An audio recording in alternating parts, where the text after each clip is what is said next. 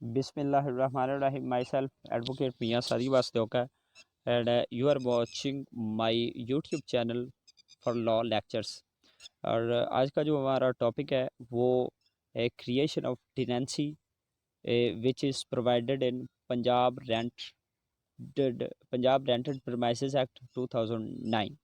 इसमें आज हम देखेंगे कि जो क्रिएशन ऑफ टेनेंसी है, जो टेनेंसी एग्रीमेंट होता है, वो किस तरह वजूद में लाया जाता है और उसमें क्या क्या चीज़ें मेंशन की जाती हैं और उसके क्या प्रिकॉशंस होते हैं और उसके इसेंशियल्स क्या होते हैं और उसका एक टेनेंसी एग्रीमेंट को रजिस्टर करने के लिए क्या प्रोसीजर जो है वो अडॉप्ट किया जाता है। तो फर्स्ट ऑफ ऑल जो इसके रेलिवेंट प्रोविजन है वो हैं section 2 clause D, 2 clause F, 2 clause H, 2 clause I, 2 clause M, section 5, 6, 7, 8, 9 and 10 of the Punjab rented premises act 2009। इसमें हम फर्स्ट ऑफ ऑल लैंडलॉर्ड की डेफिनेशन जो सेक्शन 2 क्लॉज डी में दी गई है, तो लैंडलॉर्ड कहते हैं the owner of such premises or includes a person for the time being entitled authorized to receive rent in respect of the premises। तो उसका ऑनर हो सकता है और या फॉर द टाइम बीइंग जो किराया जिसको किराया वसूल करने के लिए जो टेनेंट रेंट वसूल करने के लिए ऑथराइज किया गया, ठीक है, उसको हम लैंडलॉर्ड कहेंगे। जो प्रेमाइसेस होता है तो जो जगह जो बिल्डिंग रेंट पर दी जा रही है और वो एक एग्रीकल्चरल लैंड नहीं है तो उसको हम प्रेमाइसेस कहते हैं। आगे मीनिंग ऑफ रेंट है, तो रेंट क्या होता है, इसकी सेक्शन 2 क्लॉज एस में डेफिनेशन दी गई है। Rent includes arrears of rent, rent के एरियर्स अ यूटिलिटी बिल और any amount that may be payable by tenant in relation to the tenant. तो वो टेनेंट जो है उसके मतलब जो टेनेंसी एग्रीमेंट है और जो एक प्रेमिसेस है उससे अटैच्ड जितनी भी किस्म के रेंट या एरियर्स होते हैं, यूटिलिटी बिल्स होते हैं, उनका वो सारी चीज़ें हैं वो रेंट में इंक्लूड होगी, ठीक है। आगे मीनिंग ऑफ टेनेंसी एग्रीमेंट है। टेनेंसी एग्रीमेंट जो है वो सेक्शन आई थिंक 5 में ये टेनेंसी एग्रीमेंट दिया गया, ठीक है। Tenancy agreement means an agreement in writing by which a landlord lets out a premises to a tenant.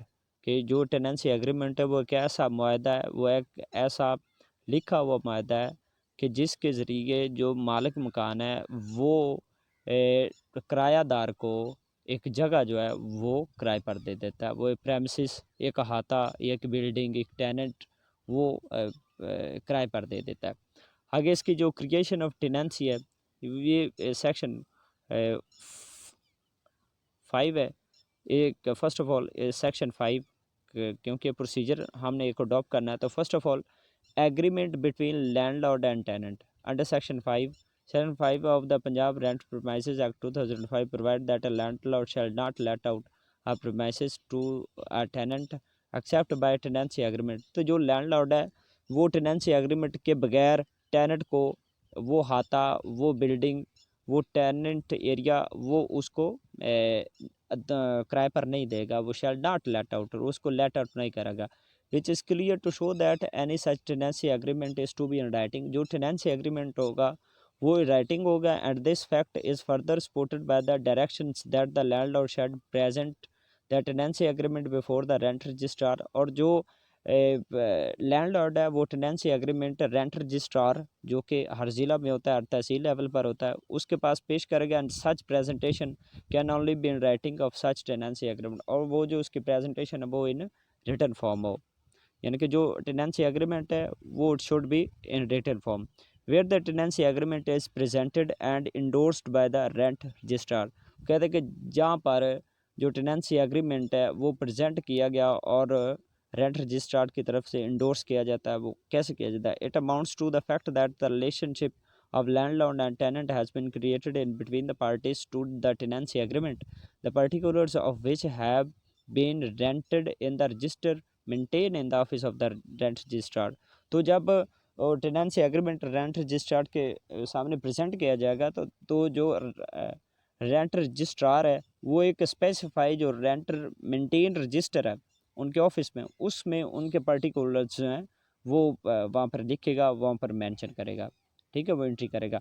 Entry of particulars of the tenancy, तो वो उस रजिस्टर में, उन डॉक्यूमेंट में उनकी जो पर्टिकुलर्स हैं वो टेनेंसी के, वो उनकी एंट्री करेगा। उसके बाद tenancy agreement of proof of the relationship of landlord and tenant.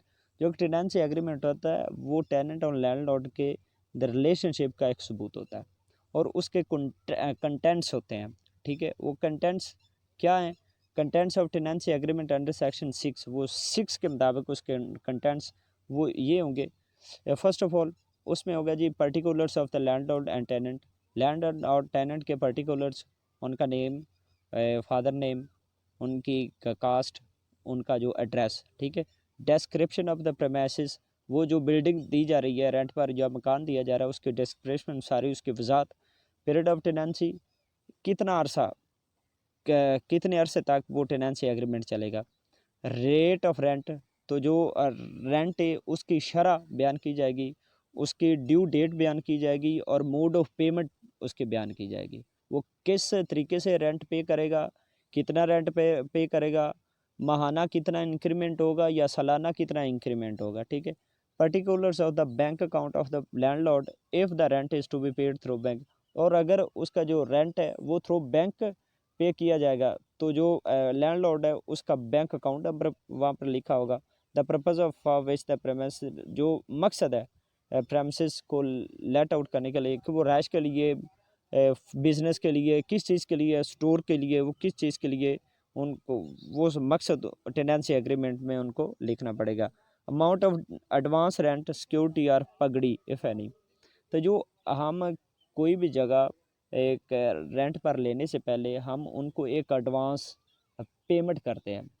किराया तो साथ में पे करते करते हैं, लेकिन उसके साथ साथ हम उनको एक सिक्योरिटी पेमेंट देते हैं, जिसको उर्फ में पगड़ी कहते हैं।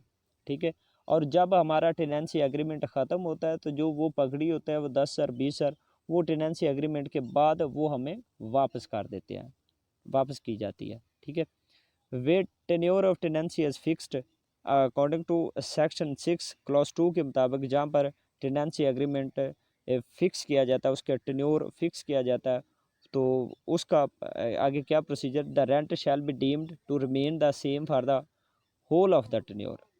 तो वो स्टेपलेशन अगर तो वो उसमें कर दिया गया है in absence of stipulation contrary to the tenancy agreement.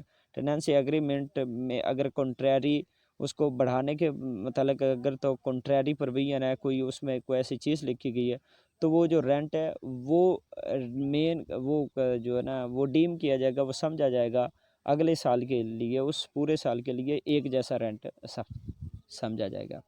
ठीक है, payment of rent under section 7, जो सेक्शन 7 है, provides that a tenant shall pay और tender the rent to the landlord and the mode and by the date mentioned in the tenancy agreement. And section 7 के मुताबिक जो tenant है वो उस जो डेट उन्होंने मेंशन की है for the payment of rent, उस डेट से पहले, और जो मूड, जिस जो मेथड उन्होंने वहाँ पर दिया हुआ इस मेथड के ज़रिए पेमेंट होगी, वो पेमेंट करेगा। ठीक है, उस मेथड के ज़रिए पेमेंट करेगा, उस डेट से पहले पेमेंट करेगा। Where date of payment is not mentioned in the tenancy agreement, अगर टेनेंसी एग्रीमेंट में डेट मेंशन नहीं की गई तो फिर तो वो कहता है कि जी not later than 10th day of the following month. तो जो मंथ आ रहा है उसकी 10 तारीख से पहले पहले तक वो पे करेगा। ठीक है, और where the mode of payment is not mention in the tenancy agreement, अगर मोड वो यानी कि किराया देने का मोड और एक मेथड बयान नहीं किया गया, तो वो फिर ऐसा है कि वो थ्रू बैंक, वो थ्रू बैंक और मनी ऑर्डर वो जो रेंट है वो पे कर देगा। Where the mode of payment is agreement in writing, और जहाँ पर ऐसा मेथड या mode for payment of rent mention किया गया तो फिर वो उस मेथड के ज़रिए पेमेंट होगी। Where the mode of payment is not agreed, और जहाँ पर वो एग्रीड नहीं है जो मेथड उन्होंने उसमें दिया गया, तो वो फिर deposit in bank account, landlord के बैंक अकाउंट में जमा करवा देगा। आगे existence tenancy, the existing relationship of landlord and tenant may also be brought on record with conformity of the provision of Rent Punjab Rent Premises Act 2000 and progressively by presenting the copies of rent deeds for entering the contents thereon in the relevant register maintained in the office of rent registrar and obtaining the original with seal of the rent registrar. जो existing tenancy वो finally under section 8 वो जो उनकी deed होती है, जो एक मुआहदा होता है, वो लिख कर वो रजिस्ट्रार के पास प्रेजेंट करते हैं और वो आफ्टर जो मकसूर रजिस्टर है उनमें एंट्रीज़ के बाद वो जो ओरिजिनल डॉक्यूमेंट होता है, जो ओरिजिनल डीड होती है, उस पर अपनी सील ऑफ रेंट रजिस्ट्रार लगाकर वो सारी एंट्रीज उसको रजिस्टर करके टेनेंसी एग्रीमेंट को रजिस्टर करके तो वो उनको वापस कर देता है लैंडलॉर्ड को। इफेक्ट ऑफ नॉन कंप्लायंस, अगर सेक्शन 9 के मुताबिक अगर जो टेनेंसी एग्रीमेंट है उसकी कंप्लायंस नहीं कर रहा, अगर लैंडलॉर्ड नहीं कर रहा, ठीक है, तो लैंडलॉर्ड को जो फ़ाइन है, डिपॉजिट फ़ाइन, उसका 10% जो है ऑफ एनुअल रेंट वो गवर्नमेंट ट्रेजरी में जमा करवा के एप्लीकेशन देनी पड़ेगी। और अगर टेनेंट एक किरायादार है तो उसको जो फ़ाइन है वो 5% है, एनुअल रेंट वो 5% उसको पे करके गवर्नमेंट के ख़जाने में, गवर्नमेंट ट्रेजरी ब्रांच में जमा करवा के तो वो एप्लीकेशन दे सकेगा।